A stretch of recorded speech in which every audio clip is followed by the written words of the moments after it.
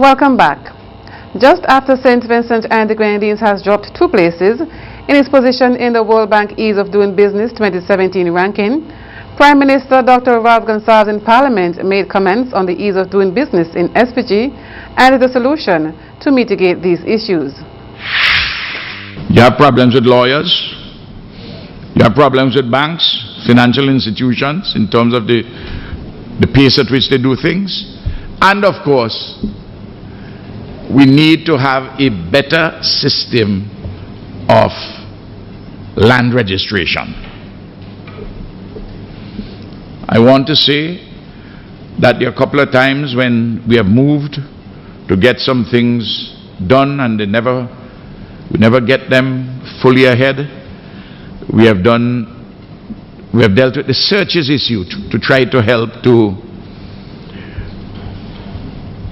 put the books in electronic format, to ease the searches. But we need to have a cadastral survey for the entire country and do title by registration. The Prime Minister also replied to the World Bank report. Ease of doing business has to do with how swift do we register plans, physical plans. Well, about 5 years ago we were number 1, we are number 4 or 5 in the world still. We do that well, comparatively speaking. Ease of doing business relates to how many documents do we need and how quickly do we need to proceed to get our electricity connection, our water connection. What is the situation? How efficient is the port? And the customs. Those are for us the central issues. And then of course the issue of how do we treat with bankruptcies. In the report, which was released on October 25, 2016, this country is ranked 125 compared to 123 in the previous year's report. New Zealand topped the rankings, while Somalia ranked last at 190. The World Bank's Ease of Doing Business report reviews business regulations and their enforcement across 190 countries. Minister of Information Camilo Gonsalves, in responding to a question asked in Parliament last Friday, said that the government has indicated its intent not to proclaim the 2003 Act, but to pass a new Freedom of Information Act. After that 2008 meeting in Grenada, it was agreed that HIPCA would produce a suite of ICT-related legislation for eventual adoption across all the 15 beneficiary countries. That's all the independent CARICOM states plus the Dominican Republic. The suite of legislation, HIPCA legislation, includes both a harmonized Freedom of Information Bill and a Data Protection and Privacy Bill. In 2013, this is after the 2008 meeting, in 2013, the Ministry of Legal Affairs received substantially finalized versions of the suite of legislation from HIPCA, which was disseminated to the ministries with responsibility for information and ICT, because at that time, information and ICT had different ministers. Minister Gonsalves said that the government of St. Vincent and the Grenadines was ahead of the OECS in developing freedom of information legislation. Expenditure for the year 2016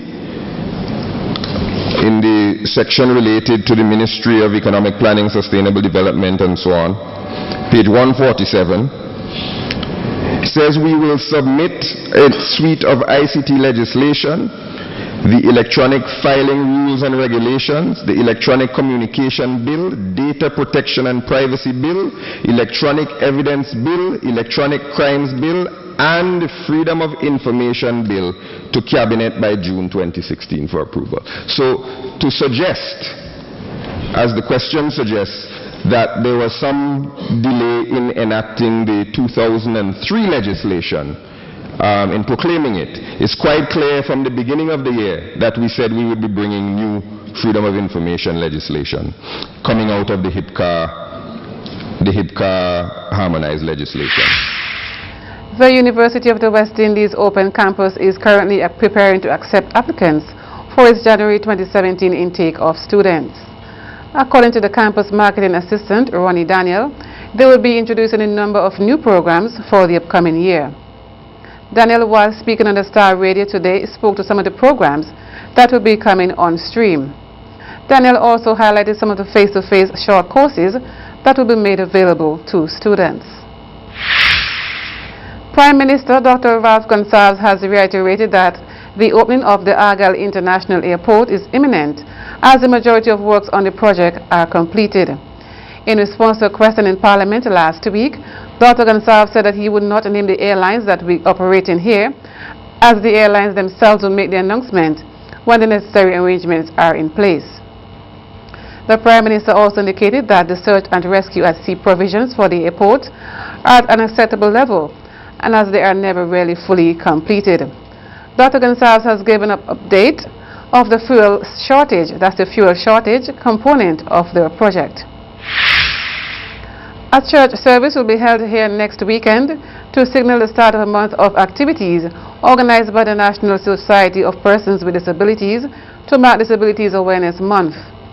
The activities will be held from Monday, 7th November to Wednesday, 7th December under the theme, Disability Together, We Can Achieve. A release from the National Society of Persons with Disabilities organization said that Saturday, 3rd December 2016 marks International Day of Persons with Disabilities. The opening church service will take place on Sunday, 12th November at the Calder Seventh-day Adventist Church commencing at 9 a.m.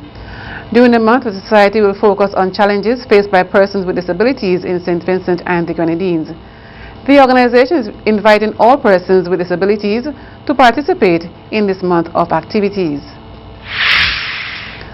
The contractor for the South Leeward Highway Rehabilitation and Upgrade Project apologized for delays to motorists traveling along the South Leeward Highway on Saturday, November 5th, 2016, due to works being undertaken.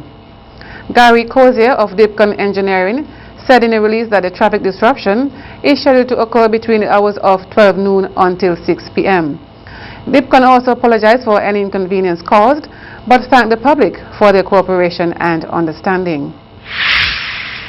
In Parliament, Opposition Leader Honorable Arnim Eustace said that the news items added to the VAT list has dampened the standard of living for the vulnerable.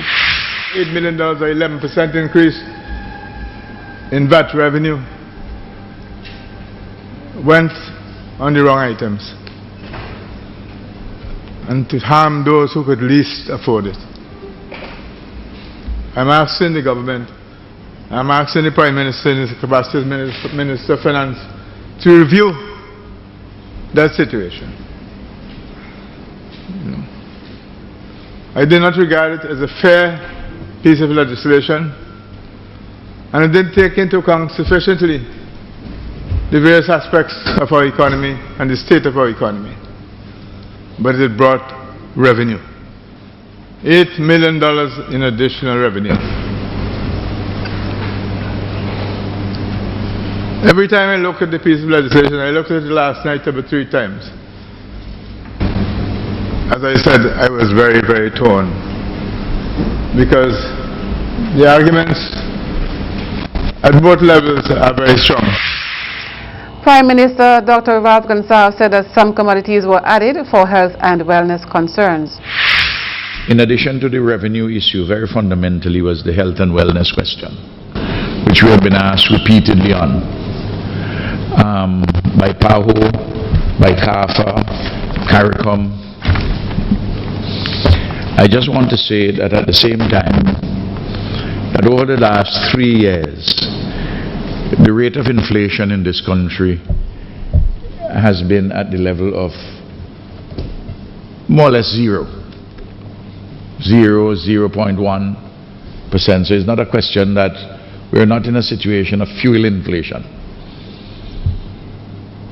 But as always, as Minister of Finance, I have under review every year, indeed on an ongoing basis, the tax regime in the country, and that is why from time to time you see we come with tweaking. Stay with us, more local news when we come back.